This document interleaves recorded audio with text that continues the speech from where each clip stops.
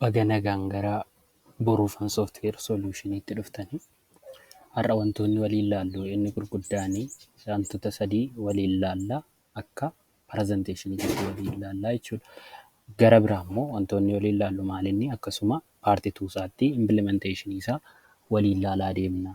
Kanaaf dursa irratti baga nagaa gara software development boruufan software development solution'itti nagaan dhuftan isiniin jechaan eegala. Nagaa kooti galata waaqayyo isinis nagaa akka taatan hawwii kooti. Jalqaba irratti chaanaalii kana chaanaalii BF or BF Educate kan jedhu subscribe gochuudhaan nu duuka bu'a jecha akkasuma wantoota barbaadaman subscribe, like and notification'iiwwan akka wantoota barbaadaman isin bira ga'aniif like nu godhaa. Itti aansinee maaltu jira? HTML jechuun maal jechuudha? Beezikidha information asirratti dubbannu baay'een isaa beezikii warroota ta'an haasofnaa jechuudha asirratti. Maalinni HTML jechuun maal jechuudha? CSS jechuun maal jechuudha? JS jechuun maal jechuudha? Bal'inaan waliin ilaalaa deemna slaayidoota kana keessatti jechuudha. Jalqaba irratti HTML jechuun maal jechuudha? HTML jechuun it is a markup language used for structuring and presenting content of on the world wide web jechuun www kan jennee barreessinu san jechuudha. Kuni akka walii galaatitti it is not language, it is a markup. Programming language miti markupidha. Akkaataa markupitti tajaajilamna malee totally programming language miti jechuudha inni akka walii galaatitti. HTML ni abbreviationidha yookaan iddo bu'eedha. Abbreviate kan ta'edha. HTML jenna yeroo hundaa HTML5, HTML3, HTML jennee kan deemnu. Walumaa galatti HTML jechuun stands for hypertext markup jechuudha. Hypertext markup language. H'n hyperii bakka buuti, T'in textii bakka buuti, markupin immoo M bakka buuti, language immoo L bakka buuti jechuudha walumaa galatti. It is used to design web page using markup languages.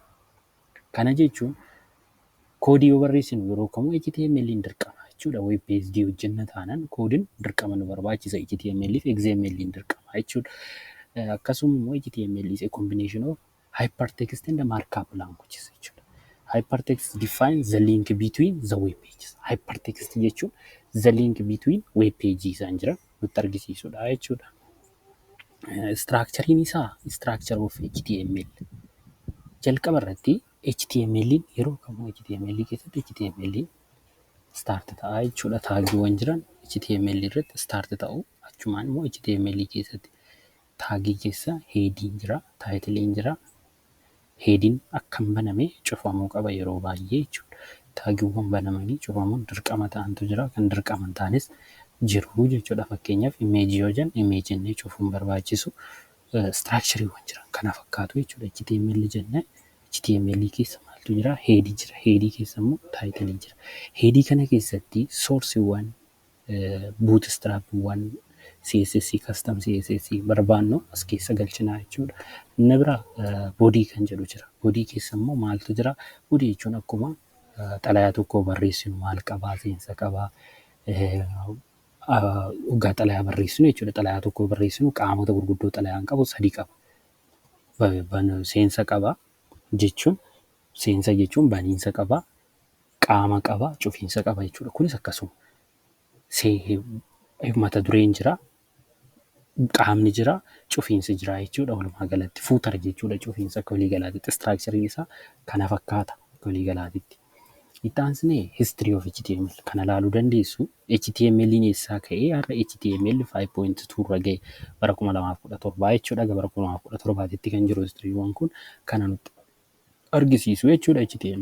HTMLin taagota hedduu qaba. Millions of tags.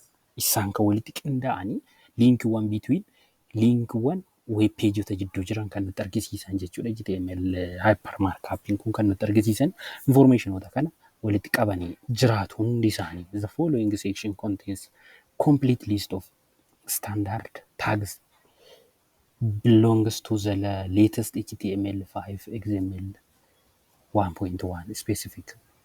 Hamma tokko kan keessaa fudhanneedhaan asirra jiru kun fudhadhee isinitti argisiisaa jirudha. Define hyperlink A jechuun anchor tagidha. Abri jechuun immoo abbreviation fayyadamna. Address, area, body, button, head, header, Kunniin hundumti isaaniitu kan fudhataman iddoo kana deemtanii more detailii isaa ilaaluu dandeessu. HTML elementoota garaagaraa of keessaa qaba. Fakkeenyaaf elementiiwwan HTML element syntax HTML is an individual complete of HTML document to represent semantic or meaning isaanii kan ofitti qabatudha. Fakkeenyaaf yoo fudhanne start taagii qaba, end taagii qaba. Fakkeenyaaf b jenne class foo kuni attributeedha. Kun immoo selectoridha. This is a paragraph p jennee kan keenyu jechuudha walumaa galatti. Case initiative insensitive in HTML tag and attributes. In HTML tag and attribute name are not sensitive miti hundi isaanii akkuma barbaannetti fayyadamuu dandeenyu baay'een isaanii. Fakkeenyaaf p jennee differ from p insensitive but XML irratti HTML irratti sensitive miti garuu XML 1.1 version irratti baay'ee sensitiveidha. Nested gochuu dandeenya. Fakkeenyaaf paragraafii keessaa bold kophaa isaatti yoo baasuu barbaannu yeroo tokkoon isaa isa yeroo practice goonu waan baay'ee hubachaa deemuu dandeenya. Writing component comments in HTML yeroo hundaa mallattoo irra kana fayyadamnee mallattoo irra xiqqaa mallattoo raajeffannoo tuqaa lama goone comment goone cufiinsi isaatis kanuma fakkaata. Inni biraa HTML typeota HTML waan jiran block level fi element can be placed into distinct groups. Block level fi inline level element jedhamu. Elementoonni kunniin block level fi inline level. Fakkeenyaaf the former make up of markup the document structure while the later tree tells up to the content of the block. Kun fakkeenyaaf warri most commonly used block level element are div hin jiru, p hin jiru, h1 kun haga jaati jira, tokko haga jaa jira, form kan jedhu jira, list kan jiru, order list, unorder list, list hin jira, and so on. Akkasuma immoo inline warri ta'an image hin jiru, anchor tag hin jira, strong, emphasize, code, input, and etc are block level dha jechuudha. Note: block level element should not be placed within inline level element. Block level element should not be placed within inline level element. For example, p element should not be placed inside the b element, bold element jechuudha. Attribute qaba of keessaa informationota kanneen image akkatti display goonu kanneen ilaalu waliin yeroo ilaalaa deemnu arguu dandeenya. General purpose attribute isaa id1 informationota jiran akkasuma HTML headingwwan jiran informationota jiran kan waliin H1 heading there are 6 types of heading H1 H2 H3 H4 H5 H6 jedhamanii beekamu. Kun mata dureewwan yeroo itti fayyadamnudha jechuudha. Inni biraa teebiliin jira achi keessaa. Teebil jechuun teebiloota haala ittiin display goon fakkeenyaaf tables kan jedhu jira. Table head, table jennee table heading. Teebiliin tokko qaamota gurguddaa 3 qabaachuu qaba. Minimum 3 2 hoo qabaate gaadha garuu 3 hoo qabaate baay'ee beest. Headeriin jira, boodiin jira, footariin jira jechuudha teebilii tokkoof. Kanaaf kuni waa'ee HTML walumaa galatti kan nuuf ibsudha. Itti aansee kan jiru immoo CSS dha. Cascading Style Sheet Part 2 irratti jechuudha. Cascading Style Sheet jechuun maal jechuudha? Informationota jiran kan hanama HTML barreessine kan ammoo bareechuu jechuudha. Markup bareechuu more style sheet isaa cascade gochuu jechuudha. Cascading style sheet keessatti maaltu jira? Stands for CSS jechuun cascading style sheet jechuudha. CSS is style sheet language used for describing the presentation or layout and formatting of the web pages. Prior to CSS, nearly all of the presentation attributes of HTML document were contained within the HTML markup. HTML kan bareedu yoo CSS keessa jiraatedha jechuudha. Informationonni jiran HTML gosoota garaagaraa qaba. Sababni itti fayyadamnuuf maaltu jira? What you can do with HTML. HTML yeroo nuuf qusataa sisteema keenya more responsive akka ta'u taasisaa, rotate akka goonuuf wantoota akka barbaanne akka hojjennuuf kan nu taasisu CSS dha jechuudha. Advantage of CSS tokko CSS save lots of times easy maintenance, page load faster, superior style, multiple device, compatibility akka ta'u nu taasisa. Syntaxiiwwan HTML, CSS itti fayyadamnu kanneen kana fakkaatu. Fakkeenyaaf selectorii H kan jedhu kun selectoriidha. Isa keessa maaltu jira? Coloriin propertiidha. Tuqlameen kun immoo declarationidha. Blue.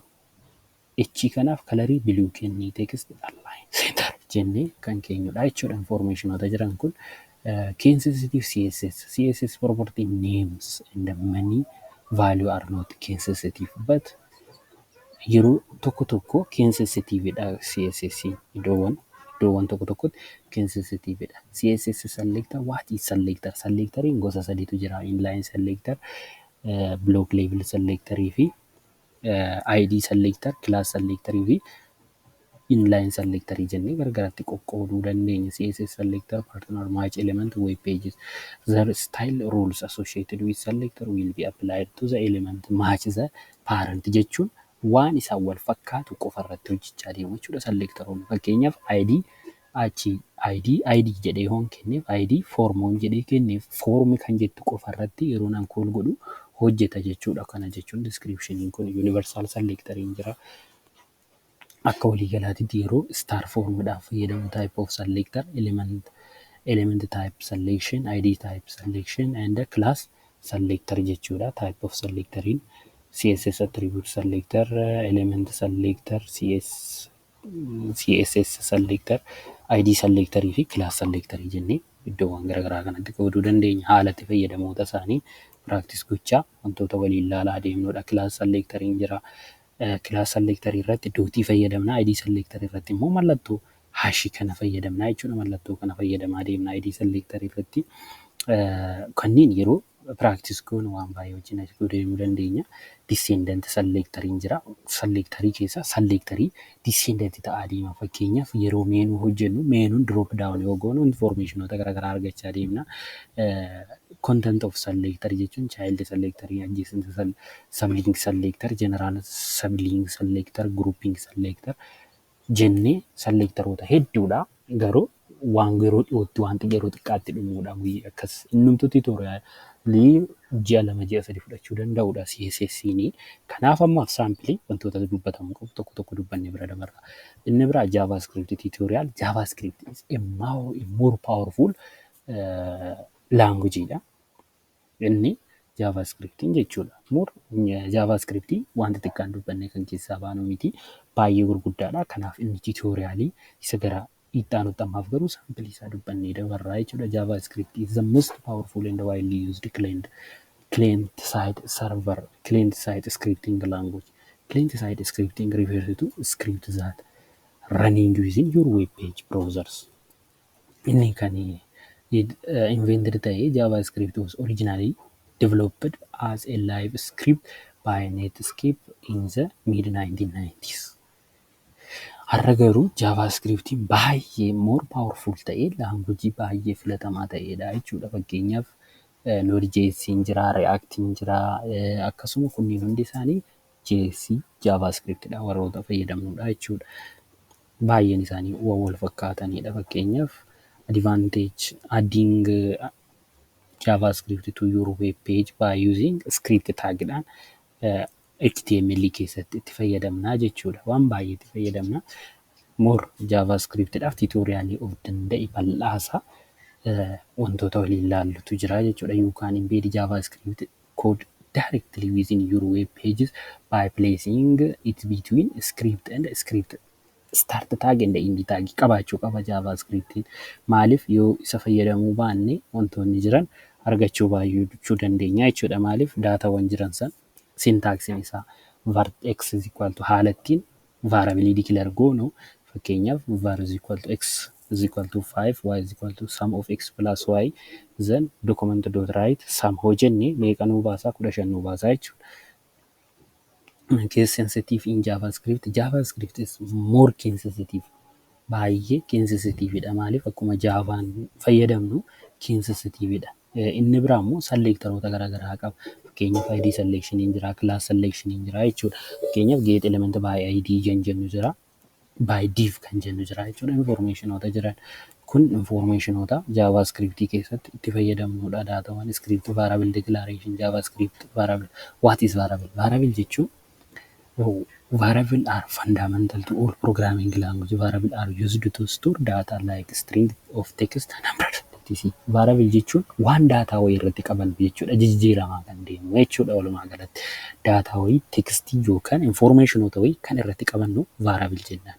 Fakkeenyaaf var name is equal to James Bond jedha. James Bond kanaaf string irratti store goona, text irratti store gochuu dandeenya jechuudha. Akkuma walii galaatti JavaScriptiin JavaScript data type JavaScript data types examples null jira, undefined jira, boolean jira, number jira, simple jira. Kan of keessaa qabata JavaScriptiin. JavaScript irratti information nuyi qabannu kana jechuudha. Data type JavaScriptiin. The array data type kan jedhaman jiru var colors red, yellow, green jennee data array jechuudha. Array is a collection data tokko arraydhaan yeroo kuufannu collect goone yeroo walirra keenyudha. Thank you. Galatoomaa guddaa galatoomaa baay'ee isaa walitti deebinaa peejiiwwan jiran JavaScript irratti karaa fuulduraatti walitti deebinaa galatoomaa.